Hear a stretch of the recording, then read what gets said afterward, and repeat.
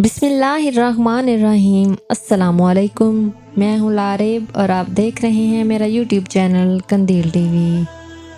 मुझे उम्मीद है कि आप सब खैरियत से होंगे और मेरी अल्लाह पाक से दुआ है कि अल्लाह पाक आपको हमेशा सलामत रखे और आपको अपनी रहमत के साए में रखे और अल्लाह पाक आपकी हर जायज़ दुआ को भी पूरा फरमाए। आमीन सुम्मा आमीन।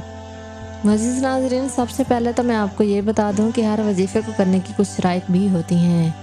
अगर आपने बहुत से वज़ाइफ़ किए हैं और उनका कोई असर या रिज़ल्ट नहीं आया तो यकीनन आपने वज़ाइफ़ की शराइत पर अमल नहीं किया होगा।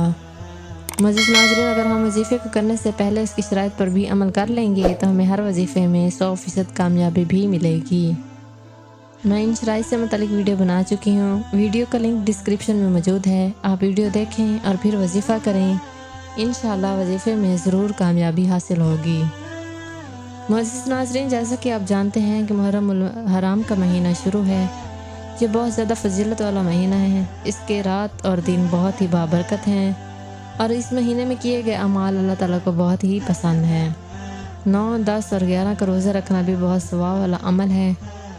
एक रवायत में है कि एक दफ़ा हज़रत मोहम्मद सल्लल्लाहु अलैहि वसल्लम ने रोज़ा रखा तो सहाबा ने उनसे पूछा कि 10 मुहर्रम को तो ईसाई और यहूदी भी रोज़ा रखते हैं। तो आपने फरमाया अगर अगले साल मैं ज़िंदा रहा तो 9वीं और 10वीं के रोज़े भी रखूँगा।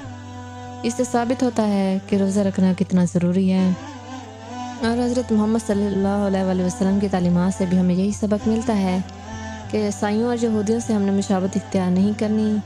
अगर उनकी मुशाबत में हमारी कोई इबादत आ भी रही है तो हमने वो इबादत बिल्कुल भी नहीं छोड़नी।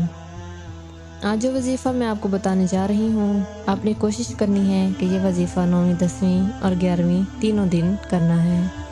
अगर ये वजीफ़ा 3 दिन नहीं कर सकते तो 9वीं, 10वीं को कर लें या फिर 10वीं, 11वीं को कर लें। जिस दिन आपने वजीफ़ा करना है उस दिन आपने रोज़ा भी रखना है और उसके बाद ही अमल करना है। आपने अमल कुछ इस तरह से करना है कि रात में या दिन में जब भी आपके पास टाइम है, बावज़ू होकर आपने दुरूद पाक पढ़ना है 5 मरतबा। उसके बाद आपने सूरत यासीन पढ़नी है। याद रहे कि जहाँ भी मुबीन का लफ्ज़ आए आपने 14 मरतबा या वहाबु पढ़ना है। पूरी यासीन इस तरह पढ़नी है और हर मुबीन पर 14 मरतबा या वहाबु का विर्द भी करना है। ये पढ़ने के बाद आप देख लें कि अगर तस्बीह मुकम्मल हो गई है तो ठीक है, अगर नहीं हुई तो 100 की तस्बीह मुकम्मल करें। फिर आपने अल्लाह पाक से दुआ करनी है, रो कर गिड़गिड़ा कर दुआ करें, अपने हाजात को दिल में रख कर दुआ करें। अगर हमारा यकीन पुख्ता होगा तो अल्लाह पाक हमारी दुआ को ज़रूर कबूल फरमा देगा इंशाअल्लाह। मेरी अल्लाह पाक से दुआ है कि अल्लाह हम सब की मुश्किलात को दूर फरमाए और हमारे लिए आसानियाँ पैदा फरमाए और अपने रहमत के साए हमारे लिए खोल दे। आमीन सुम्मा आमीन। नाज़रीन, अगर आपको वीडियो अच्छी लगी है तो वीडियो को लाइक कर दें और मेरे चैनल को भी सब्सक्राइब कर दें और बेल आइकन को भी प्रेस कर दें ताकि मेरी नई मज़ीद भी अच्छी वीडियोस आप तक बर वक्त पहुँच सकें। इसके अलावा अगर आप मुझसे किसी भी मसले पर वजीफ़ा पूछना चाहते हैं तो कमेंट सेक्शन में कमेंट कर दें। मैं इंशाअल्लाह पूरी कोशिश करूँगी कि आपके मसले का बेहतर हल बता सकूँ। मुझे अपनी दुआ में याद रखिएगा। फिर हाजिर होंगे आपकी खिदमत में नई वीडियो के साथ।